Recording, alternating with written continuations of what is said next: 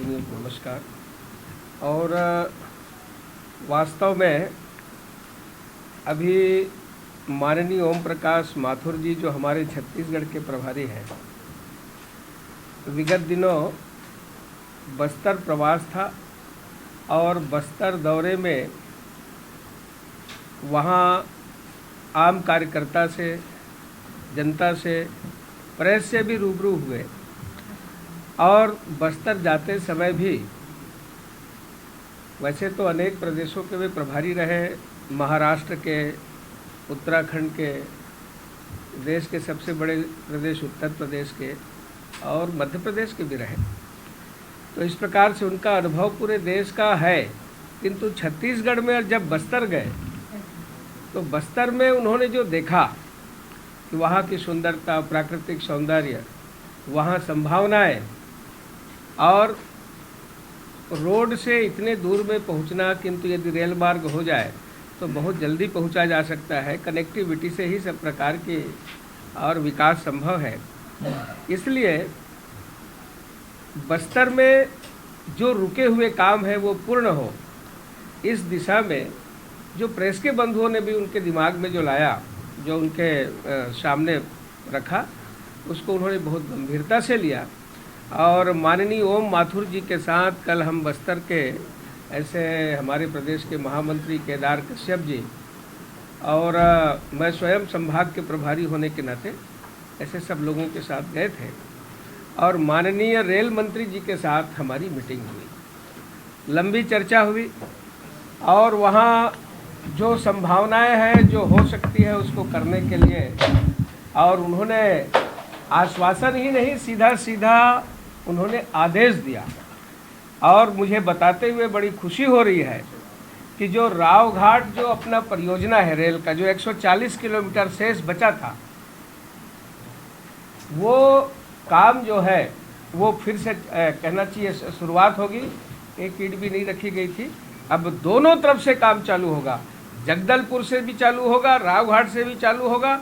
और उसका जो DPR होता है, डिटेल प्रोजेक्ट रिपोर्ट, जिसमें हर किलोमीटर में और पूरे उस दूरी में कितने ब्रिज होंगे, स्टेशन कितने होंगे, सुविधाएं क्या क्या होंगी, उसमें खर्च किस प्रकार से होंगे, और ये सारी चीज़ें जो डिटेल रखी जाती है, ये जुलाई में तैयार हो जाएगा। और उसके बाद तुरंत उन्होंने यह हम लोगों को आश्वस्त किया है कि उसमें काम होगा, जो हम सब बस्तर वासियों के लिए ये वास्तव में बहुत ही लाभदायक होगा। कनेक्टिविटी ही ये कहना चाहिए कि अर्थव्यवस्था की रीढ़ होती है, और अर्थव्यवस्था में हमारी जो ये कहना चाहिए कि जो रेलवे है उसकी बहुत बड़ी भूमिका है।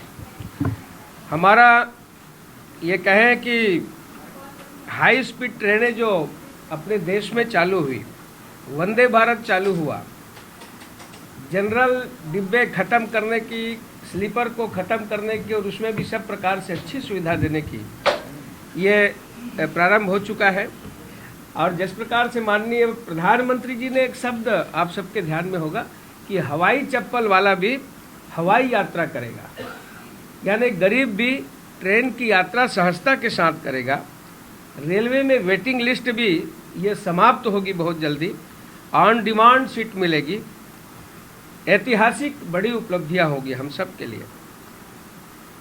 आज के तारीख में हिंदुस्तान में एक भी रेलवे क्रॉसिंग अनमेंडेड नहीं है, या तो बंद कर दी गई है या वहाँ किसी व्यक्ति की, आदमी की नियुक्ति की गई है।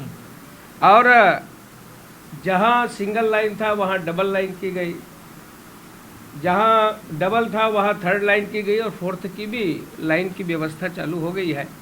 और जो स्पीड ट्रेनें हैं वह अपनी गति के साथ दौड़ सके, नियत समय में पहुँच सके, इसके लिए सब प्रकार से चिंता और व्यवस्था की जा रही है।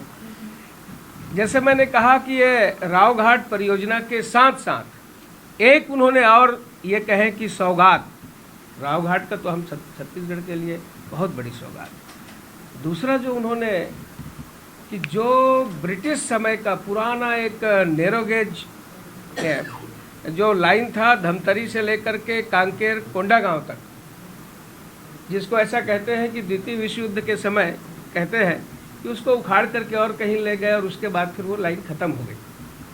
तो उस लाइन में भी ब्रॉड गेज के लिए उन्होंने सर्वे के लिए आदेश दिया है और उसमें भी सर्वे होगा और भविष्य में भी उसमें सब प्रकार से संभावनाएं हैं, उसमें ट्रेन दौड़ेगी। एक विषय यह है, इससे सब प्रकार से केवल यात्री की सुविधा ही नहीं बल्कि खनिज का आवागमन भी, और जिस प्रकार से लाभ हुआ है अभी अपने देश को खनिज के माध्यम से, कोल के माध्यम से, ये कि छत्तीसगढ़ तो वैसे ही माइंस मिनरल के लिए जाना जाता है और इसका बड़ा लाभ होगा। दूसरा जो विषय आप सबके सामने जो ज्वलंत चल रहा है, सबके मनः पटल पर लगातार विगत 4 दिनों से, कर्नाटक में जिस प्रकार से घोषणा पत्र में कांग्रेस ने और बजरंग दल पर प्रतिबंध की बात कही, इसका उन्होंने कोई कारण नहीं बताया, किंतु उन्होंने जो तुलना की, दोनों का नाम एक साथ जोड़ा PFI से, ये बहुत ही ये कहना चाहिए कि बजरंग दल के लिए और राष्ट्रवादी संस्था के लिए और इस देश के लिए ये अच्छा संदेश नहीं है, जिसकी व्यापक प्रतिक्रिया हुई है। पूरे देश में खलबली हुई है बजरंग बली के नाम से। इसके लिए वो शब्द जो है कि विनाश काले विपरीत बुद्धि, जब नाश मनुज पर छाता है पहले विवेक मर जाता है।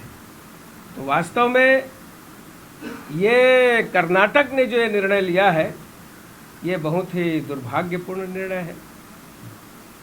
हम सब जानते हैं कि जब जब इस देश के अंदर कांग्रेस को लगा कि अल्पसंख्यक समुदाय के वोट प्राप्त करने हैं, तब तब उन्होंने बहुसंख्यक हितों को भी नज़रअंदाज किया, क्योंकि उनके स्वभाव से परिचित है कि ये तो हमको देंगे ही, किंतु इनका जो है थोक में वोट प्राप्त किया जाए। तो हम सब जानते हैं कि शाहबानो प्रकरण में भी उन्होंने सुप्रीम कोर्ट का डिसीजन आने के बाद और उनके प्रभाव में आकर के तुष्टीकरण की नीति अपनाते हुए उन्होंने डिसीजन को बदला। केवल इतना ही नहीं, जब बाटला हाउस कांड हुआ तो बाटला हाउस में उसमें इनकाउंटर करते समय मोहन चंद्र शर्मा की मृत्यु हुई, जो वहाँ के पुलिस के अधिकारी थे, अच्छे अधिकारी थे। उसके लिए श्रद्धांजलि में एक शब्द नहीं कही गई कांग्रेस के द्वारा, किंतु जो इशरत जहाँ खत्म हुई उसके लिए सलमान खुर्शीद ने कहा कि सोनिया जी तो रात को भर रोई, आंसू पोंछते रही। तो कुल मिला करके, और भी यदि देखें तो मनमोहन सिंह जी ने भी कहा कि अब एक जब बड़ा पेड़ गिरता है तो, और उसके अलावा उन्होंने कहा कि यहाँ के संसाधनों का सबसे ज़्यादा उपयोग इनके हित में होना चाहिए। तो ये सारी चीज़ें जो है ये दिखाता है कि किस प्रकार से तुष्टीकरण करते हैं। तो कांग्रेस की जो रीति नीति ये उनके DNA में है, ये उनके रक्त में है, जो अभी दिखा है, जिसे न तो राजस्थान बर्दाश्त करेगी, न छत्तीसगढ़ बर्दाश्त करेगी, कर्नाटक में तो उबाल है ही। नाबालिग बच्चे का वीडियो डाल करके जिस प्रकार से माननीय भूपेश बघेल जी ने और ये जताने का प्रयास किया है ये बजरंग दल के है, उसको उन्होंने चिन्हित किया है। नाबालिग बच्चे का वीडियो डालना, उनका पहचान स्पष्ट करना, ये विधि के विपरीत है। उनकी जान माल को लेकर के और सब प्रकार की उनकी सुरक्षा को भी खतरा हो सकता है। माननीय मुख्यमंत्री जी को ये करते समय एक बार विचार करना चाहिए था। आज जो स्थिति परिस्थिति है, छत्तीसगढ़ में वनगमन की बात करते हैं, कौशल्या माता की बात करते हैं, राम नाम का लबादा ओढ़ करके ये राम नाम जपने लगे हैं, जो कभी उस ओर सिर करके भी नहीं सोते थे अयोध्या की तरफ।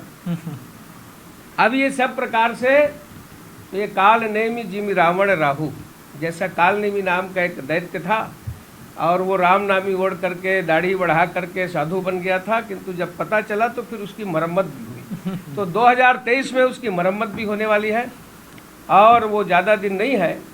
ये सभी जो नकल है ये कलर उधड़ने वाले हैं।